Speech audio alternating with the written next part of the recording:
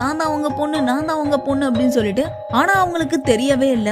இப்போ காலையில இருந்து சாயந்தரம் வரைக்கும் அவளை தேடிக்கிட்டே இருக்காங்க போலீஸ். இவ்வளவு ஓடிக்கிட்டே இருக்கா. சாயந்தரம் 6 மணிக்கு மேல திரும்ப அவளோட இயல்பு நிலைக்கு திரும்புறா. அதாவது அந்த 28 வயசு பொண்ணாவே திரும்புறா. இப்ப வீட்டுக்கு வந்த உடனே அவங்க அப்பா அம்மா என்ன சொல்றாங்க, காலையில ஒரு வயசானவங்க வீட்டுக்குள்ள வந்துட்டாங்க, நீ காலையில இருந்து எங்க போன அப்படின்னு கேட்கும் போது, இங்கதாம்மா இருந்த, ஒரு சின்ன வேலையில இருந்தேன் அப்படின்னு சொல்லிட்டு உள்ள போயிடுறான்.